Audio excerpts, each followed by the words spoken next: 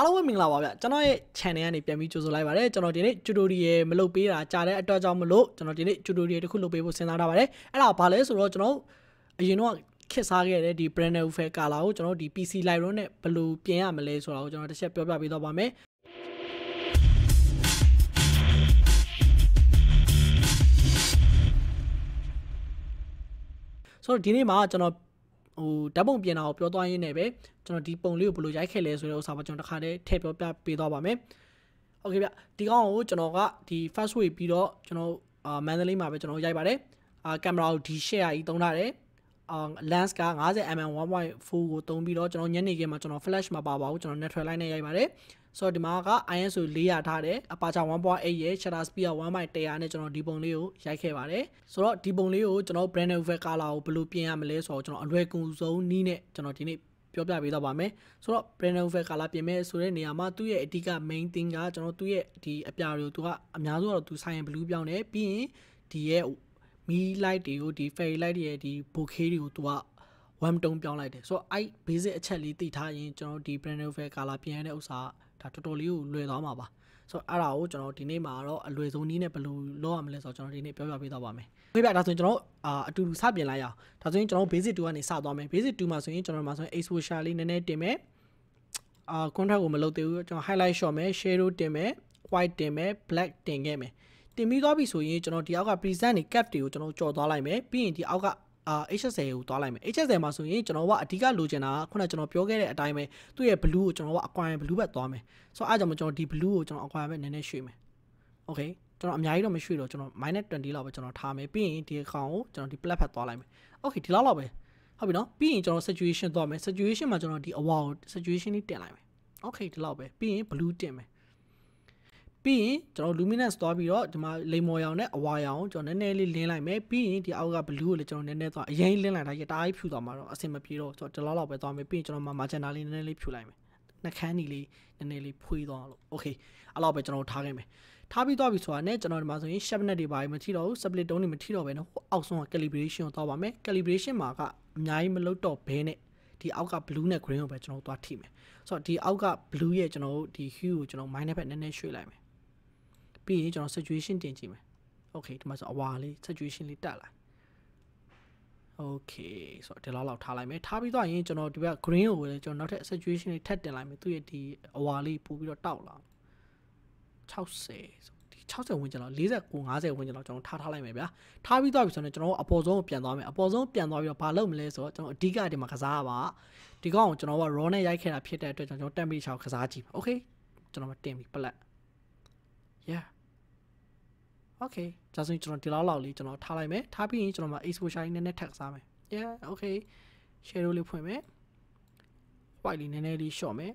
black နည်းနည်းလေး short လိုက်မယ်ဒါဆိုရင်ကျွန်တော်နည်းနည်းလေးချစ်လေးဖြစ်သွားပြီပြီးတော့ပြီဆိုတော့ဒီအောက်ကကျွန်တော် preset မှာရှေ့ကျွန်တော် texture လေး short ကြည့်မယ်ပြီးရင် client တွေတော့ကျွန်တော်15လောက်ထိ short မယ်အဲဝင်းကျကျွန်တော်ထားချင်တယ် Okay ဒါဆိုသူမျက်နှာလေးနည်းနည်းလေးရောဘယ်လိုပြောမလဲ smooth ပဲရောက်သွားရောက်ပြီးတော့ဆိုရင်ကျွန်တော်ဒီမှာ cap ကိုလည်းကျွန်တော်အများကြီးတွေ RGB တွေမသွားတော့ဘဲနဲ့ကျွန်တော်ဒီကRGB ကတ်ခါပဲကျွန်တော်မှာဆိုရင် mid tone နည်းနည်းလေးဆွဲတင်ပြီးတော့ကျွန်တော် shadow ပိုင်းနည်းနည်းလေးကျွန်တော်ဒီဘက်ကအတွင်းဘက်ကိုကျွန်တော်ဆွဲလိုက်မယ်အများကြီးမဆွဲတော့ဒီကောင်တစ်ခုဆိုနောက်ထပ်ဆွဲလိုက်မယ် Okay အရင်မများပါစေနဲ့Okay ဒီလောက်ဆိုရပြီပေါ့ဒီလောက်ဆိုရပြီဆိုရင်ကျွန်တော်ဒီမှာဆိုရင် vibrance ကိုထပ်တင်မယ်ပြီးရင် saturation short လိုက်မယ်အများကြီး short လို့လည်းမလောက်တော့ minus around -15 လောက်ဆိုတော့ဒါတော်တော်လေးတော့တိတာသွားပြီပေါ့ဒါဆိုရင်ပြီးကျွန်တော် contract နည်းနည်းလေးတင်မယ်နော်6လောက်တင်မယ်ပြီးကျွန်တော်ဒီကောင်လင်းလေးနည်းနည်းထပ်လုပ်လိုက်မယ် Okay လုပ်ပြီးသွားပြီဆိုမှကျွန်တော်ပြီးဆို sharpening ကိုဒီလောက်ထိတင်မယ်တဝက်တင်မယ် noise reduction ကို -58 လောက်ထိတင်မယ်ပြီးကျွန်တော်ဒီအောက်က grain လေးကိုကျွန်တော်ဒီမှာဆိုရင်23 25ဝန်းကျင်လောက်တင်လိုက်မယ်ဒါဆိုရင်ဘာမှတိတ်လုံးစရာတော့မလိုတော့ Okay ဒါဆိုကျွန်တော် before after ကြည့်အောင်ကျွန်တော်အဆင်ပြေလားပေါ့ Okay ဒါဆိုရင်မှာ before after လုံးဝခွဲထွက်သွားပြီဟုတ်ပြီနော်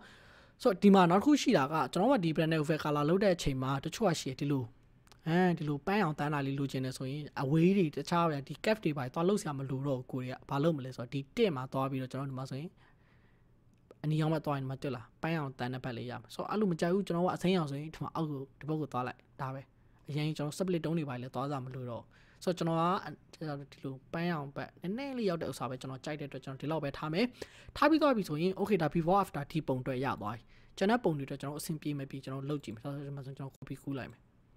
ကူးပြီးသွားပြီဆိုရင်ကျွန်တော်ပထမဆုံးဖြစ်တဲ့ဒီပုံလေးမှာကျွန်တော်သွားကြည့်မယ် paste okay ဒါဆိုရင်ဒီမှာသူနည်းနည်းလေးဝစ်နေသေးတယ်ကျွန်တော်ဘာလုပ်မလဲ exposure နည်းနည်းလေးထပ်တင်လိုက်မယ် yeah ဒါဆိုရင်မှာဆိုရင်ကြည်ပြီးတော့လင်းသွားပြီ okay ဒါဆိုရင်ကျွန်တော်နောက်တစ်ပုံထပ်သွားဆန်းမယ်ဗျာနောက်တစ်ပုံမှာကျွန်တော်ဒီ color အဆင်ပြေပါမလား okay လာမယ် control shift v နဲ့ကျွန်တော် shortcut လင်းနေဘာလို့မလဲကျွန်တော်မှာဆိုရင် easy ပေါ့ဟုတ်တယ်မလား exposure လေး short လိုက်မယ် okay good okay ဒါဆိုဒီပုံလေးကျွန်တော်ထပ်ဆန်းကြည့်မယ် control shift v ရန်လင်းနေအရန်လင်းကျွန်တော်မှာ exposure short မှာပေါ့ဟုတ်တယ်မလားဒါဆိုရင်ဒီလောက်လေးထားလိုက်မယ်ဒါမှကျွန်တော်ကဒါဆိုရင် one map ထပ်သွားခြင်းဒီကောင်သွားလိုက်မယ် okay yeah ဆိုတော့ဒီဟာလေးကဒါအားလုံး live လုပ်ကြည့်လို့ရမယ်လို့လည်းမျှော်လင့်ပါတယ်ဒီ covid ကာလမှာကိုယ့်ကိုအိမ်မှာပြင်းနေတယ်ဆိုလဲဘာမှလုပ်ဆံမလို့ကျွန်တော်ဒီလို fairy light လေးတွေပြီးတော့အဓိကမကြခင်လဲသတင်းကြွရောက်တော့မှာပါသတင်းကြွရောက်တော့မှာဆိုအိမ်မှာဖျောင်းနိုင်နေပဲဖြစ်ဖြစ်ဒီလိုမီရန်လေးနဲ့ဖြစ်ဖြစ်ရိုက်ပြီးတော့ကျွန်တော်ဒီလို color လေးတွေစမ်းကြည့်လို့ရပါတယ်အဓိကတော့ညနေခင်းအချိန်တွေကျွန်တော်ပို့ပြီးတော့ recommend ပေးပါတယ် blue hour တွေ9 နာရီခွဲလောက်ကနေပြန်ထားလိုက်ပြီဆိုရင်ကျွန်တော်6 နာရီကနေ9 နာရီကြားဝန်းကျင်လောက်တော့ရိုက်လို့ရမယ်အဓိကတော့ဒီဟိုပေါ့ fairy light လေးနဲ့အိမ်မှာရက်ပဲအပြင်းပြေရိုက်ရင်းနဲ့ကျွန်တော်ဒီပုံဒီလိုလေးပြင်လို့ရအောင်လို့ကျွန်တော် sharing လုပ်ပေးခြင်းဖြစ်ပါတယ်ဆိုတော့ဒီဗီဒီယိုလေးကိုအားလုံးနှစ်သက်မယ်လို့မျှော်လင့်ပါတယ်ဒီဗီဒီယိုလေးကိုကြိုက်ရင်like and share လေးလုပ်ပေးတော့ပါပြီးတော့ဒီဗီဒီယိုကိုကျွန်တော် YouTube မှာကြည့်ကျင်တဲ့လူတွေအတွက် down ကျင်တဲ့လူတွေအတွက်လည်းကျွန်တော် YouTube မှာလည်းတေချာလေးတင်ပေးထားပါတယ်အဲ့ကနေပြီးတော့တွားပြီးတော့ကြည့်လို့လည်းရပါတယ်ပြီးတော့တခုခုဒီ color လောက်တာနေရာမှာပတ်သက်ပြီးမရှင်းတာရှိရင်ကျွန်တော်ကိုဒီ page ရဲ့ chat box မှာပဲဖြစ်ဖြစ် comment မှာပဲဖြစ်ဖြစ်ပြီးတော့ YouTube ရဲ့ comment မှာပဲဖြစ်ဖြစ်ကျွန်တော်မေးလို့ရပါတယ်ကျွန်တော်လည်းတက်နိုင်သလောက်အားတဲ့ချိန်ကျကျွန်တော်ပြန်ပြီးတော့ဖြေပေးပါမယ်ဆိုတော့ဒီနေ့ tutorial လေးကတော့ဒီလောက်ပါပဲကျွန်တော်ဒီကြားထဲမှာတခြားအလုပ်တွေရှိရတဲ့အတွက်မလို့ဖြစ်တာကြာသွားတဲ့အတွက်လည်းကျွန်တော်တောင်းပန်ပါတယ်ဆိုတော့တက်နိုင်သလောက်ဒီနောက်ပိုင်းကျတော့တပတ်ကိုအနည်းဆုံးတစ်ခုနှစ်ခုတော့ကျွန်တော် tutorial လေးကျွန်တော်ပြန်လုပ်ပေးတော့ပါမယ်ဘာလို့ဆိုတော့နောက်ပိုင်းသတင်းကျွန်းနောက်ပိုင်းကျရင်တည်မှာကိုယ့်ကိုအိမ်မှာပြင်းပြဓာတ်ပုံလေးပါလေးရိုက်ရင်းနဲ့ကာလာအဆန်းလေးပြင်လို့ရအောင်ကျွန်တော်တက်နိုင်သလောက် sharing လုပ်ပေးသွားပါမယ်လို့ကျွန်တော်ခရီးပေးပါတယ်ဆိုတော့ဒီနေ့ဗီဒီယိုလေးကတော့ဒီလောက်ပါပဲအားလုံးလည်းကြိုက်နေသမဲ့လို့မျှော်လင့်ပါတယ်ဆိုတော့အားလုံးဘိုင်ဘိုင်ပါ